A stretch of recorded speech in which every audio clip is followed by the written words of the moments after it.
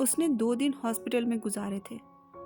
वहां से गाड़ी में गुजरने वाले किसी जोड़े ने उसे गिरते देखा तो वो वहीं से उठाकर हॉस्पिटल ले आए थे। डॉक्टर्स के मुताबिक वो फूड पॉइजनिंग का शिकार हुआ था।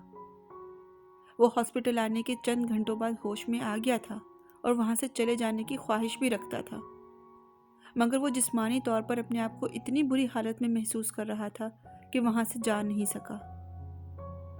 अगले दिन शाम तक उसकी हालत कुछ बेहतर होने लगी थी, मगर डॉक्टर्स की हिदायत पर सलार ने वो रात भी वहीं गुजार दी। इतवार को वो दोपहर वो घर आ गया था और घर आते ही उसने टूर ऑपरेटर के साथ तय पाया जाने वाला प्रोग्राम चंद दिनों के लिए मुलतवी कर दिया। उसे पीर की सुबह निकलना था और उसने तय किया था कि जाने से पहले वो एक बार फिर सैंड्रा को कॉल करेगा। लेकिन अब प्रोग्राम कैंसिल करने के साथ साथ उसने उसको या बल्कि किसी भी दोस्त को कॉल करने का इरादा तर्क कर दिया। एक हल्के से सैंडविच के साथ कॉफ़ी का एक कप पीने के बाद उसने सुकून आवर दवा ली और सोने चला गया। अगले दिन जब उसकी आंख खुली उस वक्त 11 बज रहे थे। सलार को नींद से बेदार होते ही सर में शदीद दर्द का एहसास हुआ। अपना हाथ बढ़ाकर उसने अपना माथा और जिस्म छुआ। उसका माथा बहुत ज़्यादा गर्म था। कम ऑन, वो बेजारी से बुड़बुड़ाया। पिछले 2 दिन की बीमारी के बाद वो अगले 2 दिन बिस्तर पर पड़े हुए नहीं गुजारना चाहता था और इस वक्त से उसके आसार नजर आ रहे थे। जूं तूं बेड से निकलकर वो मुंह हाथ धोए बगैर एक बार फिर किचन में आ गया। कॉफ़ी बनने के लिए रखकर वो आकर आंसर फ़ोन पर रिकॉर्डेड कॉल्स सुनने लगा। चंद कॉल्स साथ की थी। वो उसने पाकिस्तान जाने से पहले उससे मिलने के लिए बार बार उसे रिंग की थी और फिर आखिरी कॉल में उसके इस तरह गायब होने पर उसे अच्छी खासी सलावातें सुनाई थी। सैंड्रा का अंदाज़ा था कि वो उससे मिले बगैर ही स्कैनिंग के लिए चला गया था। यही ख्याल सिकंदर और कामरान का था। उन्होंने भी उसे चंद कॉल्स की थी। चंद कॉल्स उसकी कुछ क्लास फेलोज़ की थी। वो भी छुट्टियां गुजारने के लिए अपने घरों को जाने से पहले की गई थी। हर एक ने उसे ताकीद की कि वो उन्हें जवाबी कॉल करे, मगर अब वो जानता था कि अब सब वो जा चुके होंगे। अलबत्ता सिकंदर और कामरान और साद को पाकिस्तान में कॉल कर सकता था, मगर इस वक्त वो ये काम करने के मूड में नहीं था। कॉफ़ी के एक मग के साथ 2 स्लाइस खाने के बाद उसने घर पर मौजूद चंद मेडिसिन्स लीं और फिर दोबारा बेड पर लेट गया। उसका ख्याल था कि बुखार के लिए इतना ही काफ़ी था और शाम तक वो अगर मुकम्मल तौर पर नहीं तो काफ़ी हद तक ठीक हो जाएगा। उसका अंदाज़ा बिल्कुल गलत साबित हुआ। शाम के वक्त मेडिसिन के ज़ेरे असर आने वाली नींद से बेदार हुआ तो उसका जिस्म बुरी तरह बुखार में फुनक रहा था। उसकी ज़ुबान और होंठ खुश्क थे और उसे अपना हलक कांटों से भरा हुआ महसूस हो रहा था। पूरे जिस्म के साथ साथ उसका सर दर्द भी शदीद दर्द की गिरफ्त में था और शायद के इस तरह बेदार होने की वजह से ये शदीद बुखार और तकलीफ थी। इस बार वो औंधे मुंह बेड पर लेटे हुए उसने अपने दोनों हाथ तकिए पर माथे के नीचे रखते हुए हाथों के अंगूठों से कनपट्टियों को मसलते हुए सर में उठने वाली दर्द की टीसों को कम करने की कोशिश की, मगर वो बुरी तरह नाकाम रहा। चेहरा तकिए में छुपाए वो बेहिस्सो हरकत पड़ा रहा। तकलीफ को बर्दाश्त करने की कोशिश में वो कब दोबारा नींद की आगोश में गया उसे अंदाज़ा ही नहीं हुआ। फिर जब उसकी आंख खुली तो उस वक्त कमरे में मुकम्मल अंधेरा था। रात हो चुकी थी और सिर्फ कमरा ही नहीं पूरा घर तारीक था। वो पहले से ज़्यादा तकलीफ में था। चंद मिनटों तक बेड से उठने की नाकाम कोशिश करने के बाद वो दोबारा लेट गया। एक बार फिर उसने अपने जहन को तारीकी में जाते हुए महसूस किया, मगर इस बार ये नींद नहीं थी। वो गुनूनगी की किसी दरमियानी कैफियत में गुजर रहा था। वो अब खुद को कराहते हुए भी महसूस कर रहा था, सुन सकता था, मगर अपनी आवाज़ का गला नहीं घोंट पा रहा था। सेंट्रल हीटिंग होने के बावजूद बेतहाशा सर्दी महसूस हो रही थी। उसका जिस्म बुरी तरह कांप रहा था और कंबल उसकी कपकपाहट को ख़त्म करने में नाकाम था। वो जिस्मानी तौर पर किसी को बुलाना चाहता था, मगर वो बिस्तर से नीचे नहीं उतर सकता था। शदीद बुखार ने उसे मुकम्मल तौर पर मफलूज करके रख दिया और फिर बिला आखिर वो खुद ही उस कैफियत से बाहर आ गया था। उस वक्त रात का पिछला पहर था जब वो उस हुनूनगी से बाहर निकला था। आंखें खोलने पर उसने कमरे में वही तारीकी देखी, मगर उसका जिस्म पहले की तरह गर्म नहीं था। कपकपी मुकम्मल तौर पर ख़त्म हो चुकी थी। उसके सर और जिस्म में होने वाला दर्द भी बहुत हल्का था। कमरे की छत को कुछ देर घूरने के बाद उसने लेटे लेटे अंधेरे में साइड लैंप को ढूंढकर ऑन किया। रोशनी ने कुछ देर के लिए उसकी आंखों को चुंधियाकर बंद हो जाने पर मजबूर कर दिया था, तो उसने अपना हाथ बढ़ाकर आंखों के बंद पपोटों को छुआ। वो सूजे हुए थे, आंखों में चुभन हो रही थी। सूजे हुए तमाम पपोटों को बमुश्किल खुले रखते हुए वो अब इर्द गिर्द की चीज़ों पर गौर करता रहा और अपने साथ होने वाले तमाम वाक़यात को याद करने की कोशिश करता रहा। हल्के हल्के झमाकों के साथ उसे सब कुछ याद आ रहा था। उसे बेख्तियार अपने आप से घिन आई। बेड पर बैठे बैठे उसने अपनी टी शर्ट के बटन खोलकर उसे उतारकर फेंक दिया।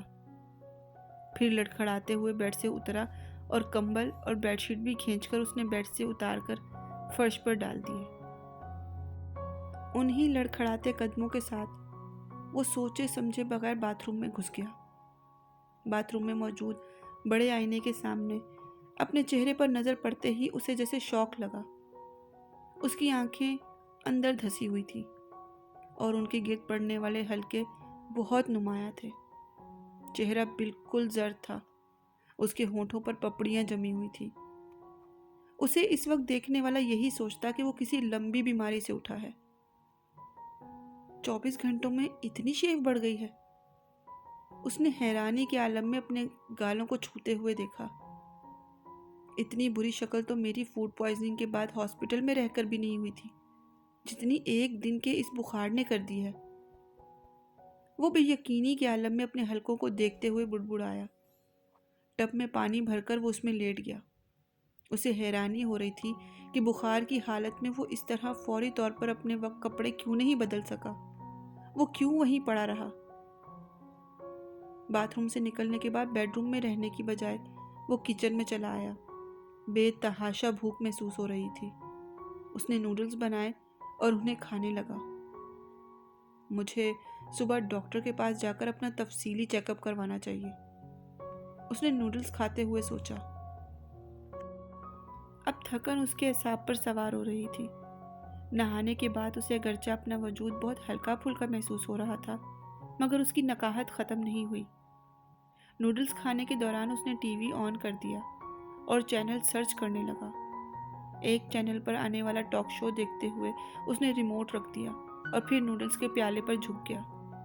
उसने अभी नूडल्स का दूसरा चम्मच मुंह में रखा ही था कि वो बेख्तियार रुक गया। उलझी हुई नज़रों से टॉक शो को देखते हुए उसने रिमोट को एक बार फिर उठाया। हाथ आगे बढ़ाते हुए वो एक बार फिर चैनल सर्च करने लगा, मगर इस बार वो हर चैनल पहले से ज़्यादा ठहर ठहर कर देख रहा था। उसके चेहरे की उलझन बढ़ती चली जा रही थी। ये क्या है? वो बुड़बुड़ाया। उसे अच्छी तरह याद था कि वो जुमे की रात को सड़क पर बेहोश होने के बाद हॉस्पिटल गया था। हफ्ते का सारा दिन उसने वहीं गुजारा और इतवार की सपहर को वो वापस आ गया था। इतवार की सपहर को सोने के बाद वो अगले दिन 11 बजे सोकर उठा। फिर उसी रात उसे बुखार हो गया। शायद उसने मंगल का सारा दिन बुखार की हालत में गुजारा था। अब यकीनन मंगल की रात थी, मगर टीवी चैनल्स उसे कुछ और बता रहे थे। वो हफ्ते की रात थी और अगला तुलू होने वाला दिन इतवार का था। उसने अपने रिस्ट वॉच पर एक नज़र दौड़ाई जो लिविंग रूम के मेज़ पर पड़ी थी। उसका मुंह खुले का खुला रह गया। उसने नूडल्स का प्याला मेज़ पे रखा और यकलख्त जैसे उसकी भूख उड़ गई हो। वहाँ मौजूद तारीख ने जैसे एक और झटका दिया। क्या मतलब है? क्या मैं 5 दिन बुखार में मुब्तला रहा हूँ? 5 दिन होशो हवास से बेखबर। मगर ये कैसे हो सकता है? ये कैसे मुमकिन है? वो बुड़बुड़ा रहा था। 5 दिन, 5 दिन तो बहुत होते हैं। ये कैसे मुमकिन है कि मुझे 5 दिन गुजरने का पता ही ना चले? मैं 5 दिन तक इस तरह बेहोश कैसे रह सकता हूँ? वो लड़खड़ाते कदमों के साथ तेजी से आंसर फोन की तरफ बढ़ गया। फोन पर उसके लिए कोई रिकॉर्डेड पैगाम नहीं था। पापा ने मुझे कोई कॉल नहीं की। और साथ सबको क्या हो गया? क्या मैं उन्हें याद नहीं रहा? उसे जैसे कोई पैगाम ना पाकर शौक लगा। वो बहुत देर तक बिल्कुल साकत फोन के पास बैठा रहा। ये कैसे हो सकता है कि पापा को मेरा ख्याल ही ना रहा हो, या किसी और फ्रेंड को, या फिर किसी और को? इस तरह मुझे कैसे छोड़ दिया उन लोगों ने? और इस वक्त उसे पहली बार एहसास हुआ कि उसके हाथ एक बार फिर कपकपा रहे थे। वो नकाहत या कमजोरी नहीं थी, फिर वो क्या था जो उसे कांपने पर मजबूर कर रहा था? वो उठकर वापस सोफे की तरफ आ गया। नूडल्स के प्याले को हाथ में लेकर वो एक बार फिर उन्हें खाने लगा। इस बार नूडल्स में चंद मिनट पहले का जायका भी खत्म हो चुका था। उसे लगा वो बेजायका रबड़ के चंद नरम टुकड़ों को चबा रहा है। चंद चम्मच लेने के बाद उसने उसे दोबारा टेबल पर रख दिया। उससे वो भी नहीं खाया जा रहा था। वो अब भी अजीब सी बेयकीनी की गिरफ्त में था। क्या वाकई 5 दिन यहाँ अकेला पड़ा रहा? उसे खुद अपने बारे में पता नहीं था और ना ही किसी और को। वो एक बार फिर वॉशरूम में चला गया। उसका चेहरा कुछ देर पहले जैसा नहीं लग रहा था। नहाने से वो कुछ बेहतर तो हो गया था, मगर उसकी शेव और आंखों के गिर्द पड़े हुए हलके अब भी उसी तरह मौजूद थे। आईने के सामने खड़े होकर वो कुछ देर तक अपनी आंखों के गिर्द पड़े हुए हलकों को देखता रहा। उसे यकीन नहीं आ रहा था कि वो वाकई वहां मौजूद थे या फिर उसका वहम था। उसे यकदम अपने चेहरे पर मौजूद बालों से वहशत होने लगी। वहीं खड़े खड़े उसने शेविंग किट निकाली और शेव करने लगा। शेव करते हुए उसे एक बार फिर एहसास हुआ कि उसके हाथ कांप रहे थे। यके बाद दिगरे उसे 3 कट लगे। उसने शेव के बगैर अपना चेहरा धोया। उसके बाद तौलिए से आईने में अपने आप को देखा और उसे खुश्क करने लगा। जब उसे उन जख्मों से रिसते हुए खून का एहसास हुआ तो उसने चेहरे को तौलिए से थपथपाना बंद कर दिया। खालिस जहन के आलम में वो आईने में अपने आप को देखने लगा। उसके गालों पे आहिस्ता आहिस्ता एक बार फिर खून के कतरे नमूदार हो रहे थे। गहरा सुर्ख रंग।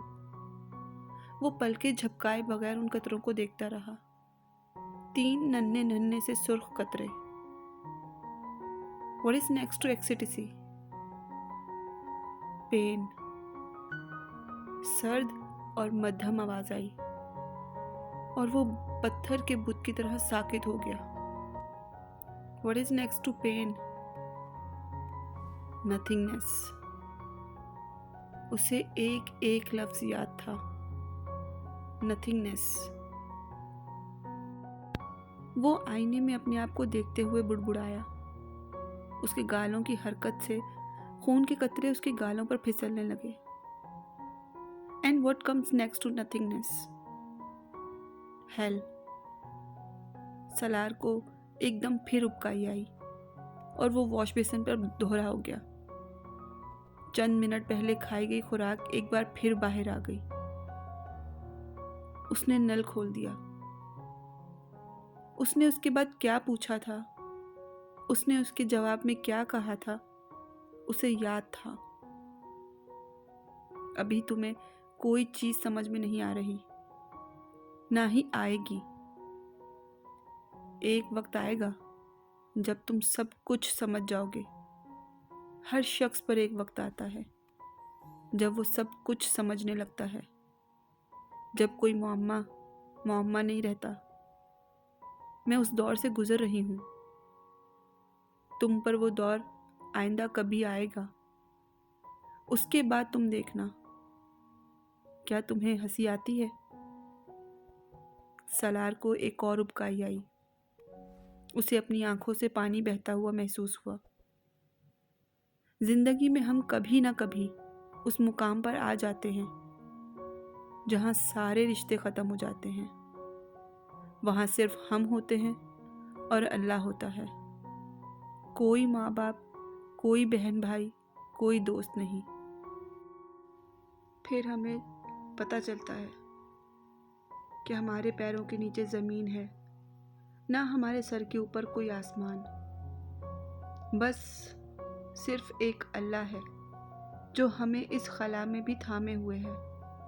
फिर पता चलता है कि हम ज़मीन पर पड़ी मिट्टी के ढेर में एक जर्रे या दरख्त पर लगे हुए एक पत्ते से ज़्यादा की वक़्त नहीं रखते।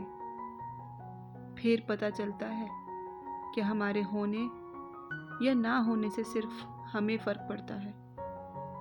सिर्फ हमारा किरदार ख़त्म हो जाता है। कायनात में कोई तब्दीली नहीं आती, किसी चीज़ पर कोई असर नहीं पड़ता। सलार को अपने सीने में अजीब सा दर्द महसूस हो रहा था। उसने बहते हुए पानी को मुंह में डाला तो फिर उसे एक बार उबकाई आई। उसके बाद हमारी अक्ल ठिकाने आ जाती है। वो उस आवाज़ को अपने जहन से झटकने की कोशिश कर रहा था। उसे हैरानी हो रही थी कि वो उसे इस वक्त क्यों याद आ रही है। उसने पानी के छींटे अपने चेहरे पर मारने शुरू कर दिए। चेहरे को एक बार फिर पोंछने लगा। आफ्टर शेव की बोतल निकालकर उसने गालों पर मौजूद उन जख्मों पर लगाना शुरू कर दिया जहां अब उसे पहली बार तकलीफ हो रही थी। वॉशरूम से बाहर निकलते हुए उसे एहसास हो रहा था कि उसके हाथ अब भी कांप रहे हैं। मुझे डॉक्टर के पास चले जाना चाहिए। वो अपनी मुट्ठियां भींचने लगा। मुझे मदद की ज़रूरत है, अपना चेकअप करवाना है। वो नहीं जानता था कि उसे यकदम वहाँ वहशत की होने लगी। उसे अपना सांस बंद होता हुआ महसूस हो रहा था, यूं जैसे कोई उसकी गर्दन पर पांव रखे आहिस्ता आहिस्ता दबाव डाल रहा था। क्या ये मुमकिन है कि सब लोग मुझे इस तरह भूल जाएं? इस तरह? उसने अपने वार्डरोब से नए कपड़े निकालकर एक बार फिर कुछ देर पहले पहने हुए ड्रेस को चेंज करना शुरू कर दिया। वो जल्द से जल्द डॉक्टर के पास जाना चाहता था। उसे अपने अपार्टमेंट से एकदम खौफ महसूस होने लगा। उस रात घर आकर वो तकरीबन सारी रात जागता रहा। एक अजीब सी कैफियत ने उसे अपनी गिरफ्त में लिया हुआ था। उसका जहन ये तस्लीम नहीं कर रहा था कि उसे इस तरह भुला दिया गया है। वो माँ बाप की ज़रूरत से ज़्यादा तवज्जो हमेशा हासिल करता रहा था। कुछ इस तरह की हरकतों की वजह से भी सिकंदर, उस्मान और तैयबा को उसके मामले में बहुत ज़्यादा मोहतात होना पड़ता था। वो हमेशा ही उसके बारे में फिक्रमंद रहते थे।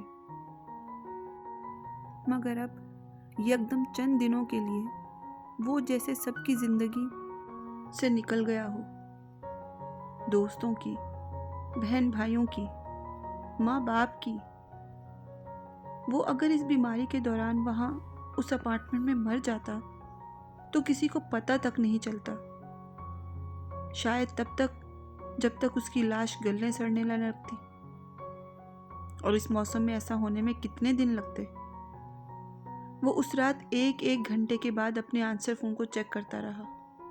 अगला पूरा हफ्ता उसने उसी बेयकीनी के आलम में अपने अपार्टमेंट में गुजारा। पूरे हफ्ते के दौरान उसे कहीं से कोई कॉल नहीं मिली। क्या ये सब लोग मुझे भूल गए हैं? वो वहशतज़दा हो गया। एक हफ्ते तक बेवकूफ़ों की तरह किसी की कॉल का इंतज़ार करते रहने के बाद उसने खुद सबसे रब्ता करने की कोशिश की। वो उन्हें फ़ोन पर बताना चाहता था कि उसके साथ क्या हुआ था, वो किस कैफियत से गुजरा था। वो उनके साथ शिकवा करना चाहता था, मगर हर एक से रब्ता करने के बाद उसे पहली बार यूँ महसूस हुआ जैसे किसी को उसमें कोई दिलचस्पी नहीं थी। हर एक के पास अपनी मसरूफियात की तफसीलात थी। सिकंदर और तैयबा उसे ऑस्ट्रेलिया में अपनी सरगर्मियों से आगाह करते रहे। वो वहाँ क्या कर रहे थे, कितना एंजॉय कर रहे थे। वो कुछ गायब दिमागी के साथ उनकी बातें सुनता रहा। तुम एंजॉय कर रहे हो अपनी छुट्टियाँ? बहुत लंबी चौड़ी बात के बाद तैयबा ने बिला आखिर उससे पूछ लिया। मैं? हाँ, बहुत। वो सिर्फ 3 लफ्ज़ बोल सका। वो वाकई नहीं जानता था कि उसे तैयबा से क्या कहना चाहिए, क्या बताना चाहिए। बारी बारी सबसे बात करते हुए वो पहली बार इस किस्म की सूरत हाल और कैफियत से दो चार हुआ था। उनमें से हर एक को बुनियादी तौर पर सिर्फ अपनी ज़िंदगी से दिलचस्पी थी। शायद वो उन्हें अपने साथ होने वाले वाक़यात बताता तो वो उसके लिए तशवीश का इजहार करते, परेशान हो जाते, मगर वो सब बाद में होता, उसके बताने के बाद। उससे पहले उनकी ज़िंदगी के दायरे में उसकी ज़िंदगी कहाँ आती थी? किसको दिलचस्पी थी ये सुनने में कि उसके चंद दिन किस तरह गायब हो गए? और शायद तभी उसने पहली बार सोचा, अगर मेरी ज़िंदगी ख़त्म भी हो गई तो किसी दूसरे को उससे क्या फ़र्क पड़ेगा? दुनिया में क्या तब्दीली आएगी? मेरा ख़ानदान क्या महसूस करेगा? कुछ भी नहीं। चंद दिनों के दुख के अलावा और कुछ भी नहीं। और दुनिया में तो शायद चंद लम्हों के लिए भी कोई तब्दीली ना आए। उसकी उलझन और इज़्तिराब में इजाफा होता जा रहा था। और फिर मुझे तो बुखार की वो तकलीफ़ ठीक से याद नहीं। मेरे लिए तो ये सिर्फ ख्वाब या कौमा की तरह है, इससे ज़्यादा कुछ भी नहीं। वो मुस्कुराने की कोशिश करता। क्या चीज़ है जो मुझे परेशान कर रही है? क्या बीमारी? या फिर ये बात कि किसी को मेरी ज़रूरत नहीं पड़ी, किसी को मेरी याद नहीं आई, ख्याल तक नहीं, मेरे अपने लोगों को, मेरे फैमिली मेम्बर्स को, दोस्तों को। माय गॉड, तुम्हें क्या हुआ है सलार? यूनिवर्सिटी खुलते ही पहले ही दिन सैंड्रा ने उसे देखते हुए कहा। मुझे कुछ भी नहीं हुआ। सलार ने मुस्कुराने की कोशिश की। तुम बीमार रहे हो? हाँ, थोड़ा बहुत, मगर मुझे तो नहीं लगता कि तुम थोड़े बहुत बीमार रहे हो। तुम्हारा वज़न कम हो गया है और आंखों के गिर्द हल्के पड़े हुए हैं। क्या बीमारी थी तुम्हें? कुछ नहीं, थोड़ा सा बुखार और फूड पॉइजनिंग। वो फिर मुस्कुराया। तुम पाकिस्तान गए हुए थे? नहीं, यहीं था, मगर मैंने तो तुम्हें न्यूयॉर्क जाने से पहले कई बार रिंग किया, हमेशा आंसर फ़ोन ही मिला। तुम ये रिकॉर्ड करवा देते कि तुम पाकिस्तान जा रहे हो। Just stop it. वो बेख्तियार झुंझलाया। सवाल पर सवाल करती जा रही हो तुम। सैंड्रा हैरानी से उसका चेहरा देखने लगी। तुम मेरी बीवी तो नहीं हो कि इस तरह बात कर रही हो मुझसे? सलार, क्या हुआ? कुछ नहीं हुआ, बस तुम ख़त्म करो ये सारी बात। क्या हुआ, क्यों हुआ, कहाँ रहे, क्यों रहे, रबिश। सैंड्रा चंद लम्हे बोल नहीं सकी। उसे अंदाज़ा नहीं था कि वो इस तरह रिएक्ट करेगा। सैंड्रा उस दिन ये सारे सवाल पूछने वाली अकेली नहीं थी। उसके तमाम दोस्तों और जानने वालों ने उसे देखते ही कुछ इस तरह के सवाल, तबसरे या तासुरात दिए थे। वो दिन ख़त्म होने तक बुरी तरह झुंझलाहट का शिकार हो चुका था।